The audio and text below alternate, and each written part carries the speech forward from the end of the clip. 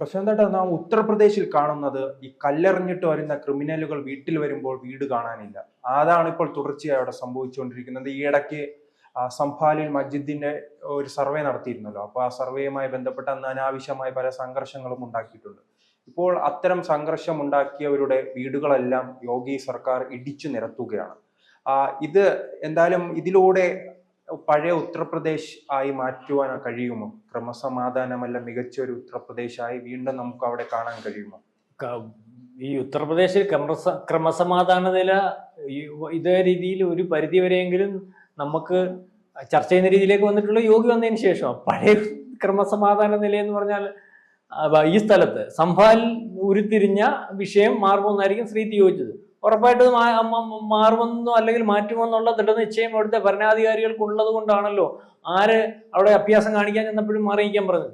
പ്രതിപക്ഷ നേതാവായാലും കൊള്ളാം, അല്ലെങ്കിൽ MP ആയാലും കൊള്ളാം, ആരായാലും കൊള്ളാം, ഈ വിഷയം തീരുന്നിടം വരെ അവിടോട്ട് വരണ്ട. അദ്ദേഹത്തിന് 2 ചിത്രം എടുക്കാൻ വേണ്ടി പോയത്, 2 ഫോട്ടോ. ആ ഫോട്ടോ ഒന്നും ഇപ്പൊ എടുക്കണ്ട, അതങ്ങ് മാറി ഇന്നാ മതി എന്നുള്ള രീതിയിലൊക്കെ മാറ്റി നിർത്തിയാണല്ലോ പോകുന്നത്. അതിനകത്ത് ഈ യോഗി എന്ന് പറയുന്ന ആള് എടുക്കുന്ന തീരുമാനങ്ങൾ അവിടുത്തെ ജനങ്ങളുടെ അല്ലെങ്കിൽ ആ സംസ്ഥാനം, ഇന്ത്യയിലെ ഏറ്റവും വലിയ സംസ്ഥാനമാണ് UP. ഏതാണ്ട് 20 കോടി ജനമുണ്ട്. അതിനകത്ത് ഏതാണ്ട് 5-6 കോടി മുസ്ലിങ്ങളുണ്ട്. ഏറ്റവും കൂടുതൽ ഇന്ത്യക്കെതിരെ ഒരു പ്രശ്നം ഉരുത്തിരിക്കാൻ ആദ്യം സാധ്യമാവുന്നതും പണ്ട് ഉരുത്തിരിച്ചുകൊണ്ടിരുന്നതുമായിട്ടുള്ള ഒരു സംസ്ഥാനമാണ് UP. അപ്പം UP എന്ന് പറയുന്ന സംസ്ഥാനത്തിൽ ഈ ആൾക്കാർ, അവിടുത്തെ സാധാരണക്കാർ, വളരെ പാവം പിടിച്ച ദളിതന്മാർ അല്ലെങ്കിൽ OBC കാറ്റഗറി, അതുപോലെ മുസ്ലിങ്ങൾ എന്ന് പറയുന്ന ദരിദ്ര മുസ്ലിങ്ങൾ ഏറ്റവും ഉള്ള ഒരു സ്ഥലമാണ് ഈ UP. അപ്പൊ ഇവരെയൊക്കെ വേണ്ട രീതിയിൽ ഉപയോഗിക്കാൻ പറ്റും. മാത്രമല്ല ഇവരെയൊക്കെ നിയന്ത്രിക്കുന്നതൊക്കെ ഓരോ മാഫിയ ഗാങ്ങുകളാണ്. അപ്പൊ ഇതിനകത്തൊക്കെ ഇപ്പൊ തന്നെ സംഭാൽ വിഷയത്തിൽ അവിടെ ഒരാൾ കോടതിയിൽ പോയ ഒരു വിഷയം കോടതി പരിശോധിക്കാണ് തീരുമാനിച്ചാൽ ആ കോടതിക്ക് പരിശോധിക്കാനുള്ള കാര്യങ്ങൾ ഉരുത്തിരിച്ചു കൊടുക്കേണ്ട രീതിയിലേക്കുള്ള ഒരു മഹാരാജ്യമല്ല ഇന്ത്യ. ജനാധിപത്യ സംവിധാനത്തിൽ ഇരിക്കുന്ന അല്ലെങ്കിൽ കോടതിയും കാര്യങ്ങളും ഒക്കെ കൃത്യമായിട്ട് പോകുന്നതും അതിന്റെ കാര്യങ്ങൾ നടപ്പാക്കും. അപ്പൊ കോടതിയിൽ നിന്ന് പരിശോധിക്കുക എന്നാൽ കോടതി പരിശോധിക്കാനുള്ള അനുമതി കൊടുക്കണ്ടേ? അപ്പൊ കോടതി വന്നാൽ പരിശോധിക്കാൻ പറ്റത്തില്ല, ഇവിടെ പോലീസ് കയറാൻ പറ്റത്തില്ല, ഞങ്ങളുടെ രാജ്യമാണെന്നൊക്കെ പറഞ്ഞ് നിൽക്കുകയും മാത്രമല്ല അത്തരത്തിലുള്ള ഒരു ആൾക്കൂട്ടം ഉണ്ടാകുമ്പോൾ ആ ആൾക്കൂട്ടത്തിനകത്ത് ഒരു വെടിവെപ്പ് ഉണ്ടാവുകയും ഈ വെടിവെപ്പിനകത്ത് ഇപ്പോഴും ദുരൂഹണ്ടിക്കുക. ആ വെടിവെച്ച് വന്നത് പോലീസ് വെടിവെച്ചിട്ടില്ലെന്ന് പോലീസ് പലവട്ടം പറയുന്നു. അവിടുന്ന് പാക് ഷെഡ്യൂൾ കിട്ടിയെന്ന് പറയുന്നു. മനസ്സിലാവുന്നുണ്ട്. അപ്പം അവിടെ ആ രീതിയിലേക്കുള്ള ഒരു സാന്നിധ്യം, പാകിസ്ഥാന്റെ സാന്നിധ്യം ഉണ്ടാകുന്നത് എങ്ങനെ?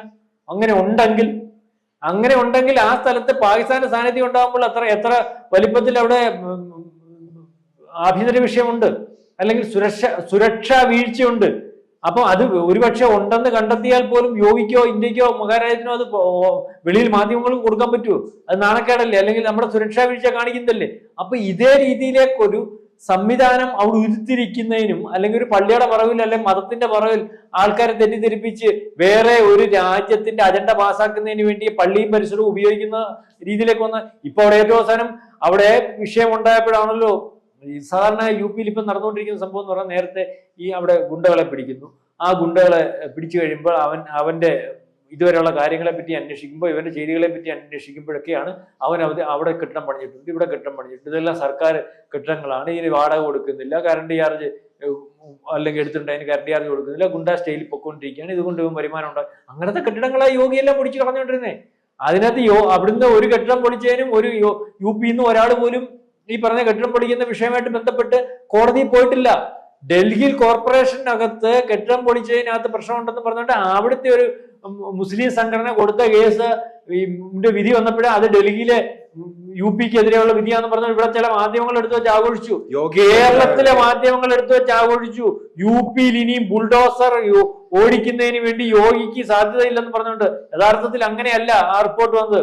കോടതി പറഞ്ഞത് അനധികൃതമായിട്ട് നിൽക്കുന്ന കെട്ടിടങ്ങൾ അല്ലെങ്കിൽ അനധികൃത കയ്യേറ്റങ്ങൾ എത്രയുണ്ടെങ്കിലും അത് പൊളിച്ചു കളയുന്നതിന് കോടതിയുടെ ഭാഗത്തു നിന്നും ഒരു പ്രശ്നവും ഉണ്ടായിട്ടില്ല. അത് പൊളിച്ചു കളയുന്നതിന് ചെയ്യാം. പക്ഷേ സാധ്യമായത് അനധികൃതമല്ലാത്തത് പൊളിക്കാൻ പാടുള്ളതല്ല. അനധികൃതമല്ലാത്തത് ആരും പൊളിച്ചിട്ടില്ല. ഇതുവരെ യോഗി പൊളിച്ചിട്ടുള്ള കെട്ടിടങ്ങളെല്ലാം UP ഉൾപ്പെടെയുള്ള കെട്ടിടങ്ങളെല്ലാം അനധികൃതമായിട്ട് ഉണ്ടാക്കിയിട്ട് ഗുണ്ടാ തലവന്മാരുടെ കയ്യിലിരുന്നാണ്, മാഫിയ തലവന്മാരുടെ കയ്യിലിരുന്നാണ്. ഇതിനെല്ലാം പ്രത്യേക ഓരോ രാഷ്ട്രീയ പാർട്ടികളുടെ ഒത്താശ ഉണ്ടായിരുന്നു.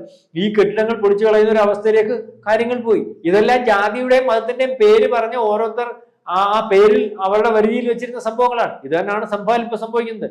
ഈ സംഭാൽ ഇപ്പം അവിടുത്തെ MP പറഞ്ഞിരിക്കുന്നു, അവിടെ പ്രശ്നം നടന്നതല്ലേ, ആ പ്രശ്നം നടക്കുന്ന സമയത്ത് അത് തീരുന്നതിന് മുമ്പ് എന്ത് പ്രശ്നം അവിടെ? ആ പ്രശ്നത്തിന്റെ ഭാഗമായിട്ട് നിൽക്കുന്ന കെട്ടിടങ്ങൾ, ആ പ്രശ്നത്തിന്റെ ഭാഗമായിട്ട് ഇതുപോലെ ആ പ്രശ്നം ഉണ്ടാക്കുന്നവരുടെ കയ്യിലായിപ്പോയി കെട്ടിടം ഇരിക്കുന്നേ, അല്ലെങ്കിൽ അവിടെ ആ കെട്ടിടത്തിനകത്ത് കറണ്ട് ഉപയോഗിക്കുന്ന, കറണ്ട് പൊട്ടിക്കുന്നു, എല്ലാം പ്രശ്നമാണ്. രാജ്യവിരുദ്ധ പരിപാടികൾ മൊത്തം നടത്തുകയാണ്. ഈ രാജ്യവിരുദ്ധ പരിപാടികൾ മൊത്തം നടത്തിയിട്ട് ആ സംവിധാനത്തിന് വേണ്ട കൊട പിടിച്ചു കൊടുക്കുന്നതിന് വേണ്ടി SP-യും അല്ലെങ്കിൽ കോൺഗ്രസും BSPയും ഒക്കെ തയ്യാറാവുക.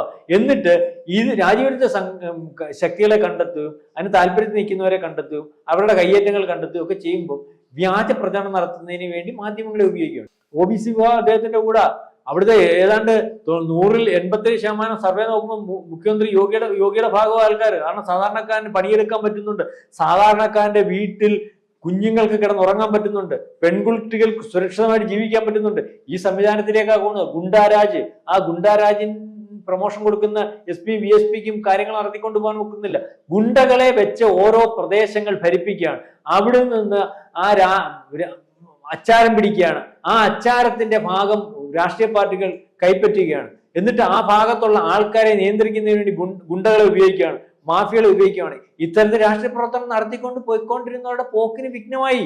അപ്പം ആ പോക്ക് വീണ്ടും സുതാര്യമാക്കുന്നതിന് വേണ്ടിയുള്ള സംവിധാനങ്ങൾ ഉരുത്തിരിക്കുന്നതിന് വേണ്ടി ഇതുപോലെ മാഫിയകളെ സഹായിക്കുന്നതിനും അല്ലെങ്കിൽ പ്രൊമോഷൻ ഉണ്ടാക്കുന്നതിനും അല്ലെങ്കിൽ ഹിന്ദു മുസ്ലിം സംഘർഷം ഉണ്ടാക്കുന്നതിനും ഒക്കെ ഇത് മറയാക്കുന്ന ഒരവസ്ഥയുണ്ട്.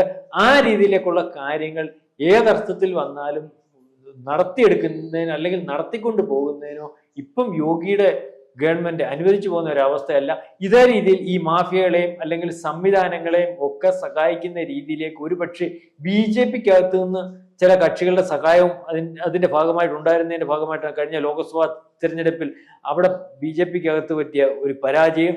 അതിനുശേഷം യോഗിയെ മാറ്റുന്നതിന് വേണ്ടിയുള്ള ശ്രമം BJPക്കകത്തെ ചില നേതാക്കന്മാർ തന്നെ നീക്കം നടത്തുകയും അതിന് വേണ്ട സപ്പോർട്ട് BJPയുടെ ദേശീയ തലത്തിൽ നിന്നും അല്ലെങ്കിൽ അവിടെ അതിനെ നിയന്ത്രിക്കുന്ന RSSന്റെ ഭാഗത്തു നിന്നും ഉണ്ടാവാത്ത ഒരു അവസ്ഥ വന്നതുകൊണ്ടാണ് വീണ്ടും യോഗി ആദിത്യനാഥ് അവിടെ ഇരിക്കുന്നത്. അതായത് യോഗി ചെയ്യുന്ന കാര്യങ്ങൾ യോഗ്യമാണെന്ന് RSSനും അല്ലെങ്കിൽ ദേശീയ തലത്തിലുള്ള BJPക്കും ഒക്കെ വളരെ കൃത്യമായിട്ട് ബോധ്യം പെട്ടിട്ടുണ്ട്. അതുകൊണ്ടാണ് യോഗിയെ മാറ്റുന്നതിനും അല്ലെങ്കിൽ മാഫിയയുടെ ഭാഗമായിട്ട് നിൽക്കുന്നതിനും അവിടുത്തെ പ്രതിപക്ഷ കക്ഷികളുടെ താല്പര്യങ്ങൾ സംരക്ഷിക്കുന്നതിനും BJPക്കകത്ത് ഒരു ഭാഗത്തെ ഉരുത്തിരിച്ചു കൊണ്ടുവന്നതിനകത്ത് ചില നേതാക്കന്മാർ ശ്രമിച്ചപ്പോൾ അടുത്ത പ്രാവശ്യവും നിയമസഭാ തെരഞ്ഞെടുപ്പിന് യോഗിയുടെ നേതൃത്വത്തിലായിരിക്കും BJP നിയമസഭാ തെരഞ്ഞെടുപ്പിനെ നേരിടുന്നതെന്ന് RSS വളരെ ഉറക്കെയും അല്ലെങ്കിൽ പരസ്യമായിട്ടും പറയാൻ തയ്യാറായത് ആര് യോഗിക്കെതിരെ നീങ്ങുന്നുവോ ആ നീക്കത്തിനകത്ത് യാതൊരു സപ്പോർട്ടും പാർട്ടിയുടെ ഭാഗത്തുനിന്നും BJPയുടെ ഭാഗത്തുനിന്നും ഉണ്ടാവത്തില്ല എന്നുള്ളതിന് തെളിവായിട്ടാണ്. അതായത് സംഭാലിൽ ഇപ്പം ഒരു വിഷയമുണ്ടായി, ആ വിഷയം ഉരുത്തിരിക്കുന്നതിനും ആ വിഷയം കത്തിക്കുന്നതിനും അത് യോഗിക്കെതിരാക്കുന്നതിനും ഒക്കെയുള്ള ശ്രമം അവിടെ നടക്കുന്നുണ്ടായിരുന്നു. അത് വളരെ കൃത്യമായിട്ട് യോഗിയുടെ ആ ശൈലി ഉപയോഗിച്ച് തന്നെ കീഴ്പ്പെടുത്തുന്ന ഒരു രീതിയാണ് കണ്ടത്. ഇപ്പോഴും കേരളത്തിലെ മാധ്യമങ്ങൾ സംഭാലിൽ കണ്ട് വലിയ കാര്യം സംഭവിക്കും, സംഭാലിലൊന്നും സംഭവിക്കുന്നില്ല. സംഭാലിൽ സംഭവിച്ചത് ഇനിയും സംഭവിക്കാതിരിക്കുന്നതിന് വേണ്ടി അവിടെ അനധികൃതമായിട്ട് കുടിയേറിയോട് ഒഴിപ്പിക്കുന്നതിനും അനധികൃതമായിട്ട് കരണ്ട് പൊട്ടിക്കുന്നതിനും ഒഴിപ്പിക്കുന്നതിനും ഇതിന് സഹായമാകുന്നവരാണ് ഈ സംഭാൽ പോലെയുള്ള വിഷയങ്ങൾ ഉരുത്തിരിക്കുന്നതെന്ന് കണ്ടെത്തിക്കൊണ്ട് അവരെ അവിടുന്ന് പൂർണ്ണമായിട്ടും മാറ്റി അവിടെ ഇനിയൊരു വർഗീയ കലാപം ഉണ്ടാവാത്ത രീതിയിലും ഇനിയൊരാൾ അതിൻ്റെ പേരിൽ മരിക്കാത്തക്ക രീതിയിലും ഒക്കെയുള്ള ഒരു സംവിധാനത്തിലേക്ക് നീങ്ങുകയാണ് യോഗി. അതിന് യോഗിക്ക് സാധ്യമാവുകയും ചെയ്യും.